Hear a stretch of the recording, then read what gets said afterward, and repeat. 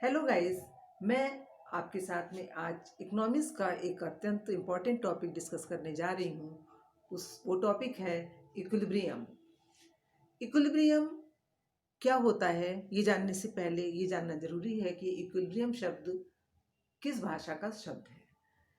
Equilibrium शब्द Latin भाषा के दो शब्दों से मिलकर बना है, इक्वस प्लस लिब्रा, जिसका अर्थ होता है संतुलन।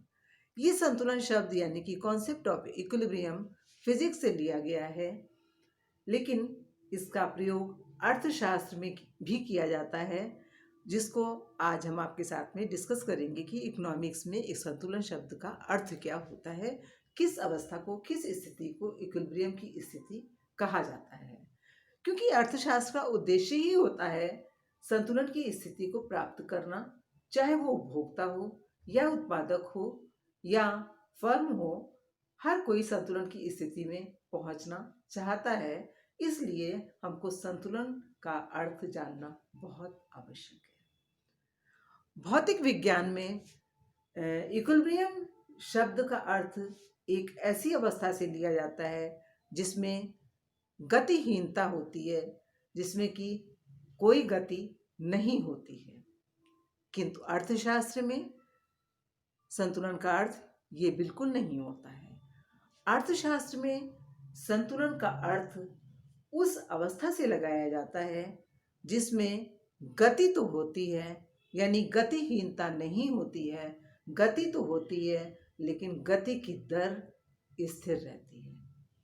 जैसे कि उत्पादन के संतुलन का अर्थ है कि उत्पादन तो होता रहेगा, लेकिन उत्पादन बढ़ने की दर न बढ़ाई जाएगी न घटाई जाएगी। उस अवस्था को संतुलन की अवस्था कहा जाएगा। तो इस प्रकार से इकोनॉमिक्स में संतुलन शब्द का अर्थ गतिहीनता से बिल्कुल नहीं होता है, बल्कि संतुलन का अर्थ होता है कि गति की दर में परिवर्तन ना हो। उस अवस्था को बनाए रखना ही उद्देश्य होता है। अब आज आपके साथ में हम डिस्कस करेंगे कि इक्विलिब्रियम कितने प्रकार का होता है।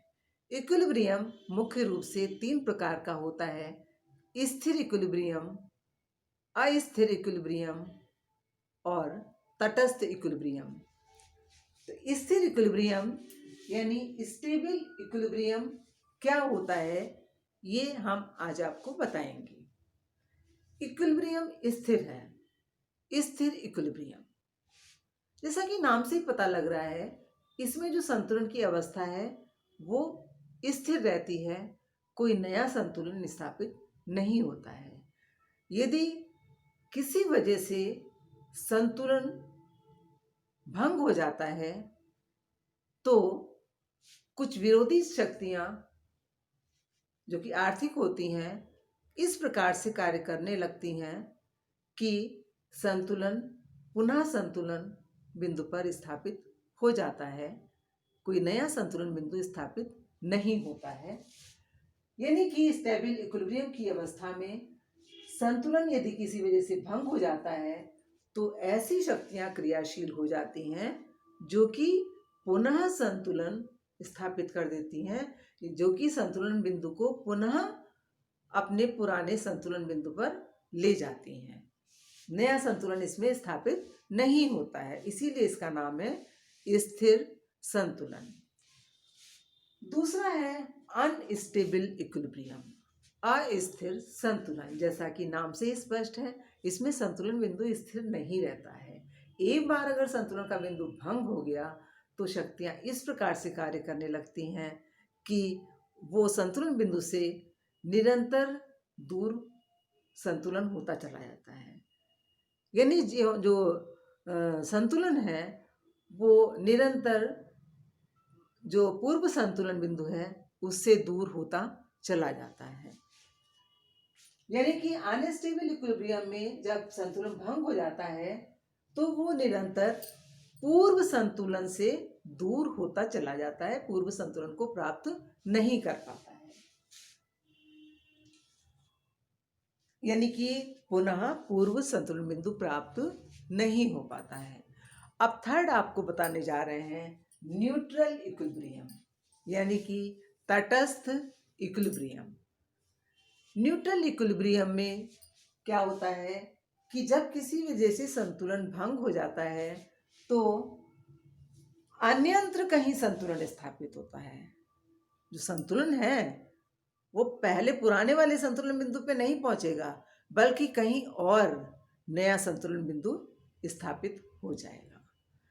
ये जो 3 प्रकार के संतुलन हैं, stable equilibrium, unstable equilibrium and neutral equilibrium, इसको इसकी तुलना जो है एक मान लीजिए ग्लास है या मान लीजिए एक बाउल है, बाउल में बॉल रख दी गई है तो उससे की गई है, जैसा कि इसमें दिखाया गया है। ये बाउल है, बाउल की पेंदे में तली में बॉल रखी हुई है।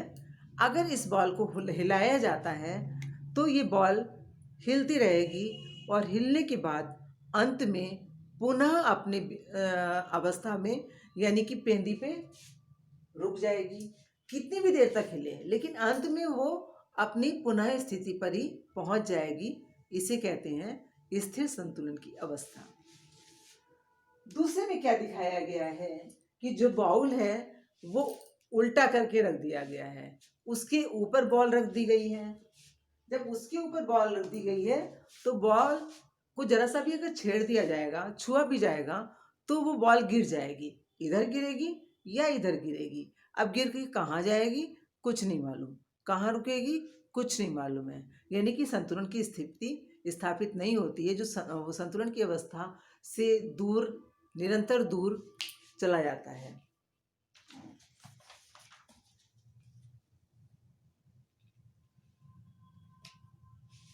इसमें ये जो बॉल है ये कभी भी पूर्व अवस्था में नहीं आ पाती है। अब तीसरे प्रकार का है जो कि ये बॉल दिखाई गई है, ये बाउल में नहीं रखी है, ना बाउल के ऊपर रखी है, बल्कि वो ऐसे ही ज़मीन पे रखी हुई है। अगर उसको टच कर लिया जाए तो डिस्टर्बेंस उसमें क्रिएट किया जाए तो ये बॉल लुढ़क कर कहीं रुकेगी जाके, और जहाँ पर रुकेगी जाके वहीं पर उसका संतुलन स्थापित हो जाएगा, जो कि नया संतुलन बिंदु होगा। वो बॉल अपनी पूर्व स्थिति को प्राप्त नहीं होगी, यानी कि जो पुराना संतुलन बिंदु है वो कभी इसमें प्राप्त नहीं होता है। इस प्रकार से आपने देखा कि स्टेबल इक्विलिब्रियम में डिस्टर्बेंस होने पर भी जो है वो संतुलन पुनः संतुलन की अवस्था को प्राप्त कर लेता है, जबकि अनस्टेबल इक्विलिब्रियम में एक बार डिस्टर्बेंस अगर इक्विलिब्रियम में होता है तो ये जो है संतुलन से दूर ये स्थिति बराबर हटती जाएगी, संतुलन में कभी प्राप्त नहीं होती है। और न्यूट्रल इक्विलिब्रियम में संतुलन भंग हो जाने पर, एक बार अगर संतुलन भंग हो जाए, बॉल को टच कर दिया जाए तो वो अन्यत्र कहीं भी जाके कहीं ना कहीं तो रुकेगी, यानी कि उसका संतुलन, नया संतुलन वहाँ स्थापित होगा, लेकिन वो पूर्व संतुलन पर नहीं प्राप्त होगी। तो इस प्रकार आपने पढ़ा कि अर्थशास्त्र में संतुलन का अर्थ क्या होता है और स्थिर, अस्थिर तथा तटस्थ संतुलन क्या होता है। Thank you.